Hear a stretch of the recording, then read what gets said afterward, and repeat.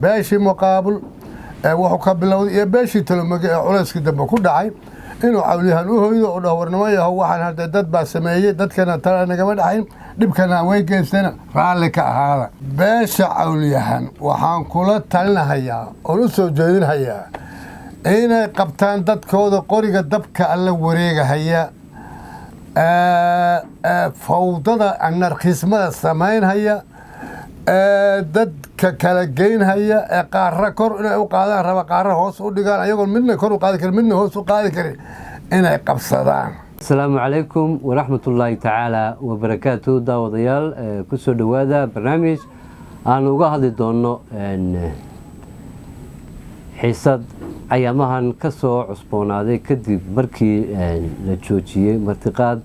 أي لبا بيلاد سكوفيدين أيام كسر قادم دونه إن حين نقول دونتا مركا بلاهاسي يو إن سمركاسي هوشو أي كل ما تي ميال حالي مسؤولي ويد هاجيهن موضوع عسايا نمانتا وجاهدنا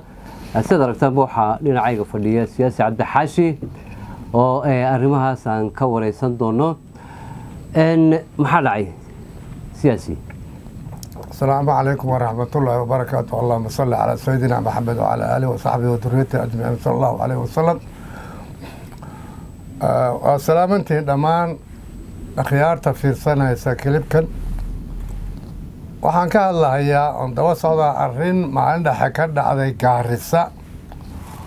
oo ahayd beesha muqaabil oo gogol u fidishay beesha Tolomoge inay niman ka hor yimaadeen shirkaas oo carqaladeeyeen oo aakhirtaankii burburiyeen waay marka martiqaadka yaa markaa sameynayay martiqaadka waxaa sameynayay oo gogosha dhigay muqaabil waxaa gogosha loo dhigay beesha Tolomoge halkee baa markaa ay martiqaadku la rabeen lagu qabto waxaa la rabay guri hotel magaciisa waxaa iskale hotelka deeq baa iskale xildhibaan deeq New York iyo magaca ma aqaan adigu magacaashiisa ma aqaan halkaas in lagu qabto waana la burburiyay nimankaas burburiyay marka waa magaalada Gaarisa miya Gaarisa miya waa Gaarisa meesha waaga nimanka burburiyada sheegtay maxaa la yiraahdaa magaceeda wallahi anigu hadee waxaan inta indhaha ku dhuftay mid deeq la dhaho dhigac baa ku magac dheeryahan maqlahayay iyo kuwa kale iyo meesha waan uga jeeday marka magacaashooda inaan wada sheeg muhiim ma aha laakiin waa hawl la qabtay ahayd waan gartay sida markaasi haddaba aad sheegtay laba nin baa burburiya tiri barnaamijkaasi awoodda intaa leeg oo ay waxa weeye hawsha ku hor istaageen maxay yihiin reerka beelay oo ka tirsaneen ka baxsayn waxa way wax awood ay leeyihiin ma jirto dadka dad iska dilacsana meel hadda inta tagto waxoogaa shilimaad dhiibto askari soo kaxaysatid ma jirto dhihi ayaguna wax awood ay leeyihiin ma jirto waxay ka fakarayeen ma jirto wax gadaal uga imanayaan ma jirto kaliyeeta waxaa hayay un hungurisay wax ku helaan intaas ma ahayn meesha waxay dhibaatada u geysanayeen waayahay bal waa ku soo noqon doonaa sababta iyo ujeedada markaasi ka dambaysa dib ayaan ku ogaan doonaa maxaa markaa shirku ku saabsanaa waa shir siyaasadeed ku saabsanaa nin xildhibaan ah oo wadnay oo rabnay inaan u badhigno beesha Tolomoge oo isku deegaanahay ilaa ayagaaban isku deegaanahay ayaga xaq u leh tallaabada u horeysa inaan qaadno inay ninkaan nala qaadaan baan rabnay balse mashaakilkana naga hor yimid waa Soomaaliya waa Jubbaland dowlad goboleedka Jubbaland madaxweynaha yaa loo tartamayaa marka xildhibaan baad rabtay inaad soo saartaan maya waxaan rabnay madaxweynaha Jubbaland aan rabnay waa keenka awoodtay waa Cabdi Cali Raage idinku reerkaya annakoo beesha muqaabil oo waxaad rabtay inaad ka gadaan Tolomoge inaan marka hore ka gadnaa ilaa isku deegaan baan nahay ninku waa inuu badhaadha ka yimaado ayagana danba u jirta annagana danba noogu jirto marka Tolomoge waxaa ka rabtay kulankaas inuu ku taageero ninka awoodta nimankana waa ka hor yimaadeen nimanka maxaa tiri beesha maaha miya labadaas ma beeshan ma aha waa meel kale waa una ogaadeen laakiin waa niman warka lagu soo tuuro oo la yidhi carqaladeeya meesha waan gartay marka askar Kenyaana ayaa tiri waxa weeye soo adeegsanay oo lacag siiyeen arrintaa ma hubtaa saasaan filahayaa waxaan waa meediya oo markhaati uma haya laakiin way u eg tahay waa hagaag iyagu markaa maxay ka rabeen marka sababta marka dib aad u baadhay sababta waxa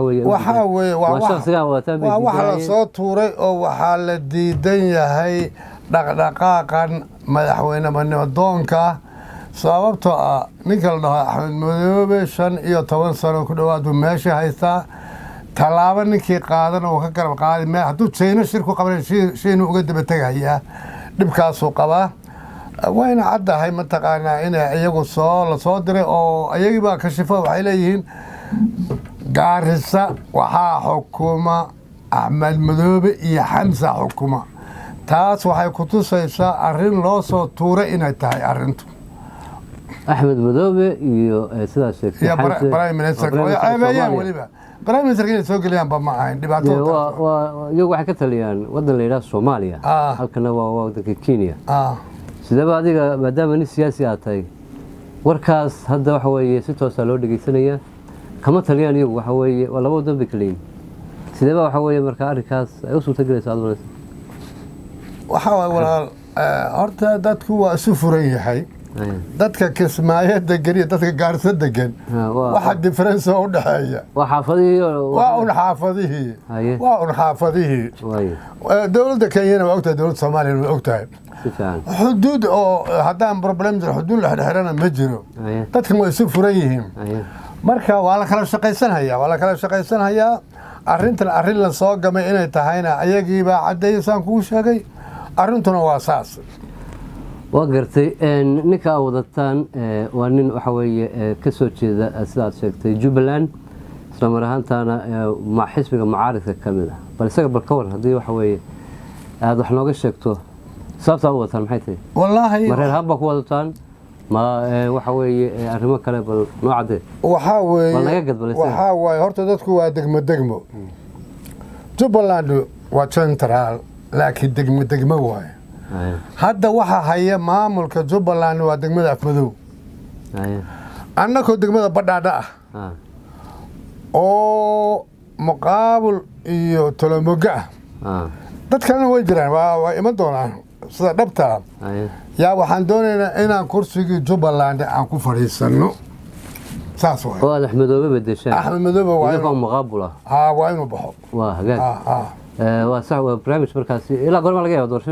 doorashada wallahi xaalkeedu ma cadda waxa weeye waa kuwii shirka la qabtay 4 maamul goboleed iyo madaxweynaha iyo Prime Minister oo kay shirka qabteen waa kay dhaheen hal sano aan ku wada darsanno hawshiina waa socon laadahay sababtoo ah Puntland waa ka maqan tahay Puntland oo maqanna ma shaqaynayso baarlamaankiina lama geynin baarlamaanka hadii la geeyana in lagu laaday u badan tahay way cabsanayaan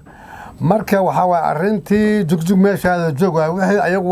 way soo shireen go'aan bay qaateen laakiin go'aankii ma shaqaynayaan u aaminsan waa hagaag maadaama saas sheegtay labada nin ay ka hor istaageen shirkaasi laba nin ma way ka badnaayeen laba nin ma arkay way ka badnaayeen waa gartay talaabo kale oo qaadin ma jirtaa maadaama dalkii Kenya aad joogtaan saas sheegtay magaalada waxa weeye Gaarisa ma ana qaadin beeshii Tolomoge yaa annaka noo wacday sabaan lagu xidhayna raali gelisa wixii ka dhacay waana ku midownay wax dhibaato ay noo keeneen nimankaas ma jiro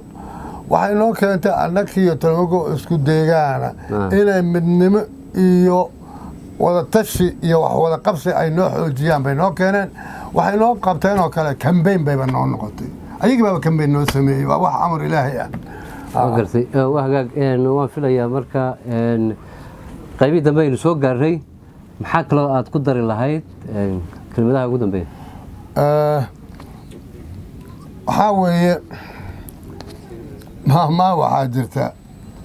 heer xamar ku maahmaahan heer xamar baan iska ahay waxay dhahaan ardaal dhib ku geysto odaygiisa u qoolan ardaal dhib ku geysto odaygiisa u qoolan waxaa waaye nin qariban hadduu wax qarimo dadkiisay arrintu taabanaysaa iyo odayaashiisa saas daraaddeed beesha Cawliyahan waxaan kula talinahayaa oo u soo jeedinahayaa inay qabtaan dadkooda qoriga dabka alla wareegahaya fawdada anarkismada samaynhaya dadka kala geynhaya qaarra kor inay u qaadaan raba qaarra hoos u dhigaan ayagoon midna kor u qaadi karin midna hoos u qaadi karin inay qabsadaan yaan ka rajaynhayaa. waxaa weeye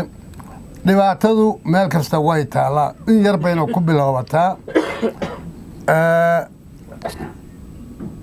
waxaan u soo jeedinayaa oo kale inay labadii beelood ee dhibku gaaray ay intay u tagaan raalli geliyaan beeshii muqaabul ee wuxuu ka bilowday iyo beeshii Talomoge ee culayskii dambe ku dhacay, inuu Cawliyahan u hoydo oo dhawarnimo yahow waxaan hadda dad baa sameeyey, dadkana tala nagama dhaxayn, dhibkana way geysteen, raalli ka ahaada. intaasaan kula talin lahaa beesha Cawliyahan. waxaa jira oo kale Jubbaland waa dowlad goboleed dadkoo dhan baa wada leh.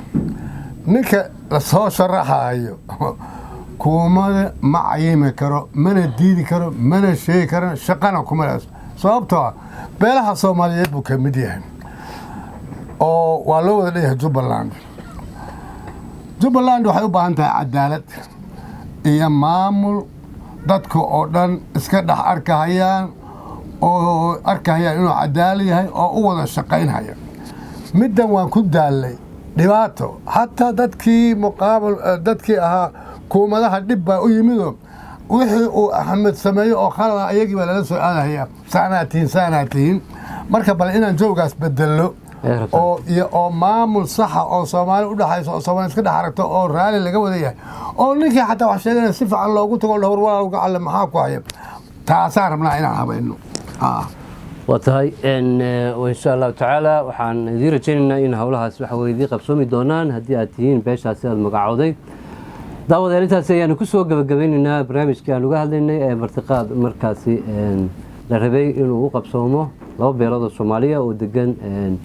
صوماليا يو كينيا بس أي سوتقلوا ويدين أيام كسوق قاعدين سياسة عبد حاشي أيانا نقلا قيب قلي وأرمها سحوي سد أركسين بينه وحق ورمي inta barnaamijka lamid ah ku kulmi doono isma dhaafno.